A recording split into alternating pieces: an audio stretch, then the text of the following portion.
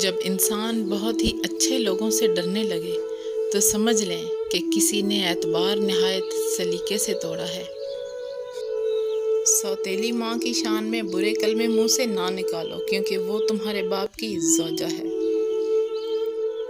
جو دوسرے کو دکھ دے کر دکھی نہیں ہوتے، ان پر اللہ کی جانب سے سخت عذاب اور مصیبت آتی ہے۔ جو بندہ دنیا سے غافل ہے، وہی اصل عاقل اور عقل مند قرار دیا جا سکتا ہے۔ جب تک تیرے ماں باپ زندہ ہیں، وہ تیرے سرپرست ہیں، اس لیے مصیبت کے وقت ان کی خدمت میں اپنی زندگی صرف کرو، یقیناً اسی میں راحت و سکون اور آخرت کی کامیابی کی کنجی ہے۔ جو شخص سوچ بچار سے کام نہیں لیتا، لوگ اس پر ہنستے ہیں اور وہ دنیا میں کہیں کامیاب نہیں ہوتا۔ تم نفرت پر نفرت سے فتح حاصل نہیں کر سکتے۔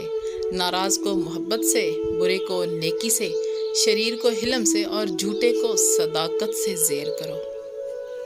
اگر تم خوش رہنا چاہتے ہو تو دوسروں کو خوش دیکھ کر حسد نہ کرو اور نہ ہی جلا کرو۔ بولنے میں ایسی تاثیر پیدا کرو کہ دلوں میں اترتے چلے جاؤ، نہیں تو اپنی زبان بند رکھو، اسی میں تمہاری بھلائی ہے۔ امید تو انگور اور نارنجیوں کی رکھتا ہے، لیکن بیج بوتا ہے کیکر کا۔ پہننا تو ریشم چاہتا ہے، لیکن کاٹتا سوت ہے۔ جب شمع کو پروانہ ایک دفعہ دیکھ پاتا ہے تو پھر واپس تاریکی میں نہیں جاتا۔